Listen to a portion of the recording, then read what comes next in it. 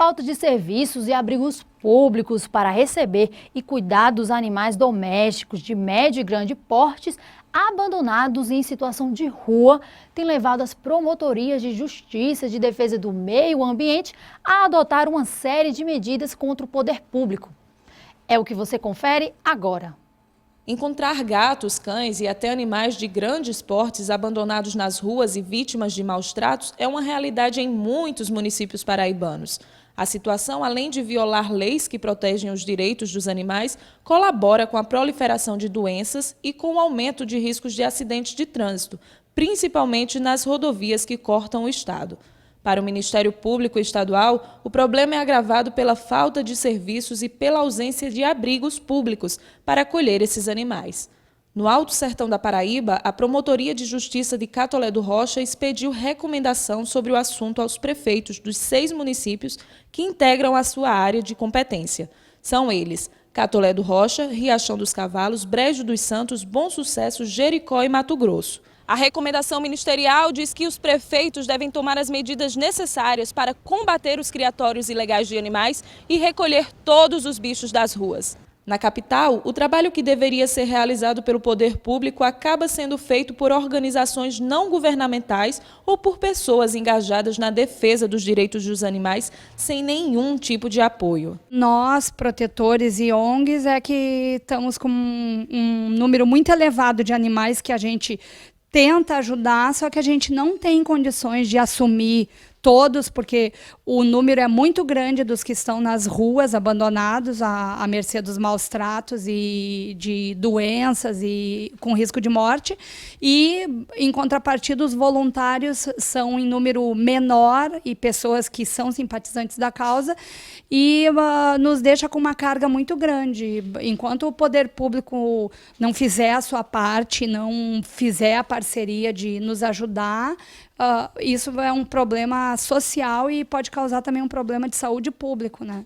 No dia a dia, a gente tenta ajudar com as limitações que a gente tem, do jeito que a gente pode, mas a gente está sempre em busca de políticas públicas, pedindo, né, para que seja criado um local que possa abrigar esses animais até eles serem reabilitados e adotados, que existam campanhas, principalmente educativas, com respeito à conscientização da guarda responsável, que a pessoa que está pegando um animal e está adotando, que ela tenha o comprometimento que ela não vai abandoná-lo, que ela vai honrar se o animal adoecer, se o animal tiver qualquer problema, que ela vai poder dar assistência financeira, principalmente, e que não vai maltratar o animal, e fazer o controle populacional, que também é fundamental para que a gente não tenha uma proliferação em massa de animais e que eles não fiquem nas ruas também proliferando.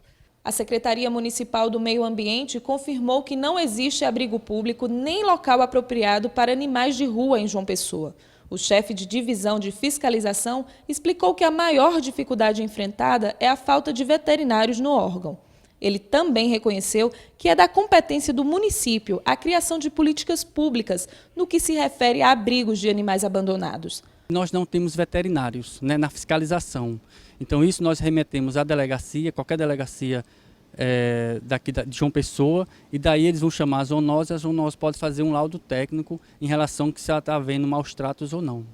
A lacuna deixada pela omissão do poder público gera outros problemas e transtornos. No bairro do Cabo Branco, por exemplo, moradores recorreram ao Ministério Público para reclamar de uma vizinha que abrigava de forma precária cerca de 100 gatos em sua propriedade.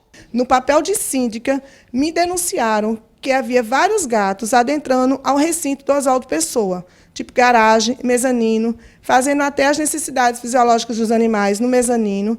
Eu, como síndica, no papel de síndica, procurei a senhora Jaqueline para nós fazermos um acordo. Adentrei a residência dela e solicitei as providências de uma grade condizente com o padrão do Oswaldo Pessoa.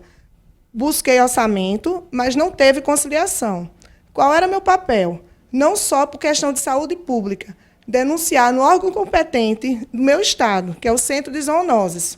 No mesmo dia, eles foram lá constatar o fato. Tanto é que, passados 9 anos do fato, ela tomou algumas medidas. Hoje, o problema minimizou. mas eu ainda vejo gatos bebendo água da piscina, certo? E sugiro, como cidadã, certo, que o governo toma tanto conta de coisas que não é de sua competência, que animais eu comparo a seres humanos, a crianças. Buscasse uma parceria com ela, e eu não sei informar, talvez SEMAN, não sei informar qual órgão competente, município e estado, para recolher esses animais e ir para um local adequado a eles. Porque, pela quantidade que existe, ali pode haver transmissões de doenças às pessoas que moram nas proximidades. A nossa equipe de reportagem foi até o local onde estão abrigados os animais e também ouviu a proprietária. A questão é a seguinte: você morar numa cidade que não tem uma infraestrutura para receber esses bichinhos. O fato é que eu ajudei muitas pessoas e muitos animais também. A pessoa liga para mim e diz assim: olha, eu moro no prédio, acolhi uma gatinha que entrou aqui com fome, magrinha. Depois de 2 semanas descobri que ela está prenha. Aí ela recebeu o ultimato do síndico e não podia subir com a gata para o apartamento que o marido não deixava. Aí me liga: a gata está prenha, o que é que eu faço? Você acha que eu deixar a gata na rua? A reclamação dos moradores do Cabo Branco levou a primeira Promotoria de Justiça de Defesa do Meio Ambiente da capital a instaurar um inquérito civil público e ajuizar, no último dia 20 de fevereiro, uma ação civil pública contra o município de João Pessoa, para obrigá-lo a interditar a residência do Cabo Branco e a criar serviços e abrigos públicos para receber os animais domésticos e de médio e grande portes, abandonados e maltratados. A ação também tem como ré a proprietária do imóvel, que funcionava irregularmente como gatil, e requer que ela seja proibida de receber mais animais em sua residência. Caso ela seja condenada, assim como o município, deverá pagar a indenização por danos morais coletivos. Nós pedimos em caráter liminar a interdição da residência, com a remoção imediata do excesso de números que possa ser concebido na criação doméstica de uma residência, certo? Para evitar maiores danos ainda à comunidade e à vizinhança, tudo de uma forma geral. E também a remoção para local apropriado, porque o Ministério Público também tem o cuidado específico com esses animais que fazem parte também do meio ambiente, porque, de certa forma, eles estão evidenciadamente sofrendo maus tratos, porque estão em local inapropriado, estão sem a devida atenção que tem que ser dada, e a gente pediu também que a Prefeitura, no prazo de 60 dias, fizesse um local apropriado para a alocação desses animais, e não só desses. A partir daí, também fizesse a alocação, o tratamento e a recuperação de todos os animais que vivem aí abandonados ou que estejam em locais que não sejam apropriados, sem o acompanhamento, sem as vacinações, sem o acompanhamento veterinário necessário. No próximo dia 4 de outubro, o Brasil vai viver um momento histórico. Todos os municípios vão realizar eleição para escolher os seus conselheiros tutelares.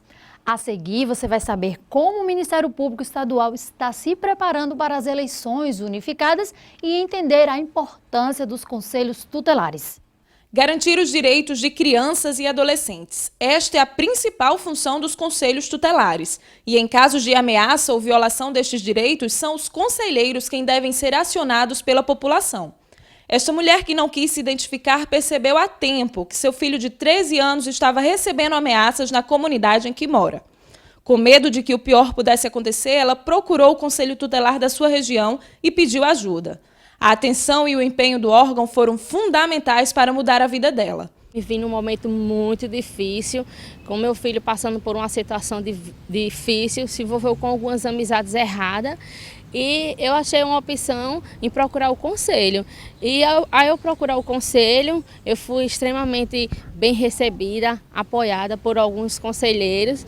E de imediato eles me deram a solução para resolver o caso do meu filho. Até então era uma criança que me dava muito trabalho. Teve uma situação até mesmo dele ser ameaçado, a família inteira, e sempre o conselho esteve ao meu lado, me dando um apoio. Com a ajuda do conselho, a ameaça cessou, as violências que vinha acontecendo para meu filho acabou.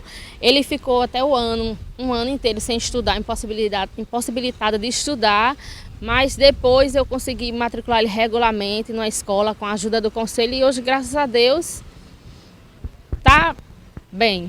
Na Paraíba, todos os 223 municípios contam com pelo menos um conselho tutelar e cada um deles é formado por 5 conselheiros escolhidos pela comunidade local.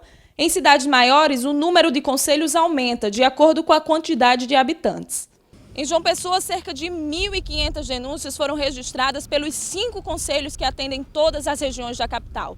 Os dados da Secretaria de Desenvolvimento Social do município apontam que 60% dessas denúncias são comprovadas e encaminhadas para o Ministério Público. A Secretaria informou ainda que os conselhos realizaram mais de 5.000 atendimentos em várias regiões da capital. Com a criação da Lei 12.696, publicada em julho de 2012, o Estatuto da Criança e do Adolescente sofreu várias alterações na parte relativa aos conselhos tutelares.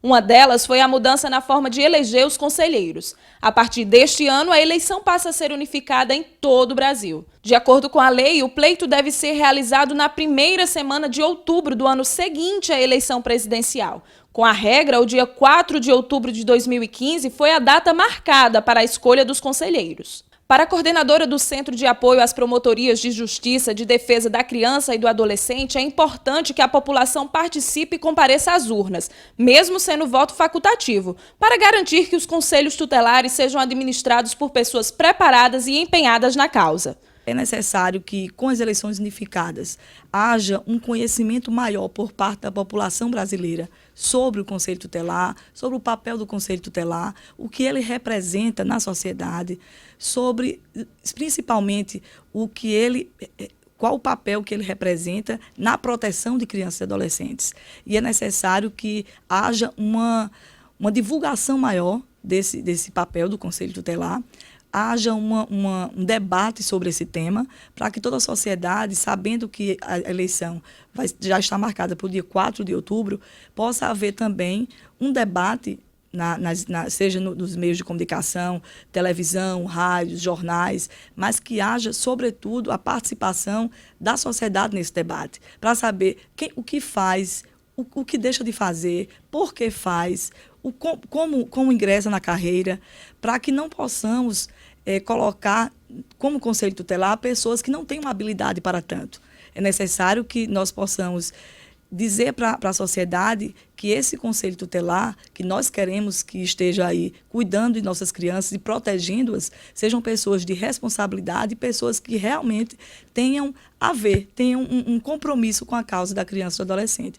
E é por essa razão que as eleições unificadas é uma excelente oportunidade de chegar a debater sobre esse tema. E principalmente porque, sendo o voto facultativo, poucas pessoas terminam indo aos locais de votação. E a ideia é que um número maior possa ir, porque são muitas crianças e adolescentes que precisam ser protegidas em todo o Brasil. Outra mudança instituída pela lei foi a ampliação do mandato dos conselheiros de 3 para 4 anos. A grande importância é tornar a eleição mais transparente, né, com critérios nacionais, unificar esses critérios. Então, a gente vai ter uma eleição que no país inteiro tem disposições gerais que vieram do CONANDA, que é o Conselho Nacional da Criança, e que vão ter que ser seguidas. Então, você tem uma eleição mais, vamos dizer assim, com diretrizes mais comuns entre todos os municípios.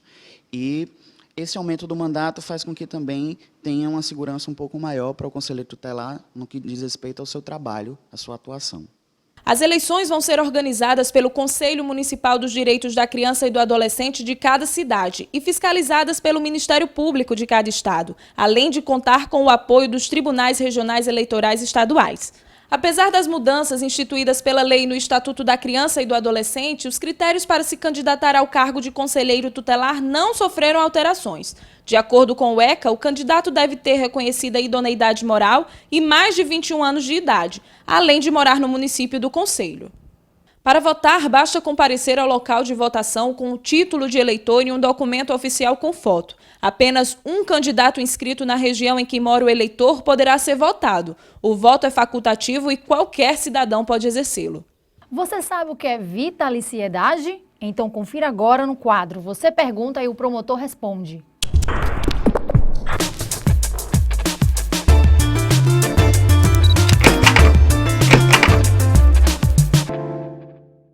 Vitaliciedade é uma prerrogativa que tem os membros do Ministério Público, que são os promotores e procuradores de justiça, e os juízes, de somente serem demitidos por sentença de um juiz. Ou seja, depois que os promotores eles são confirmados na carreira, depois de um estágio de 2 anos, eles são confirmados na carreira, então eles se tornam vitalícios. Ou seja, eles não podem perder o cargo de promotor, a não ser depois de um processo, né, judicial e de todas as garantias serem observadas. Agora, por que existe a vitaliciedade? E, aliás, a vitaliciedade é prevista na Constituição Federal. A vitaliciedade ela é prevista exatamente para evitar que o promotor ou o juiz ele se sinta pressionado ao lidar com processos em que, eventualmente, autoridades, né, sejam acusadas ou tenham interesses contrariados. Então, como uma garantia da própria sociedade, né, tem-se a vitaliciedade dos membros do Ministério Público e do Poder Judiciário.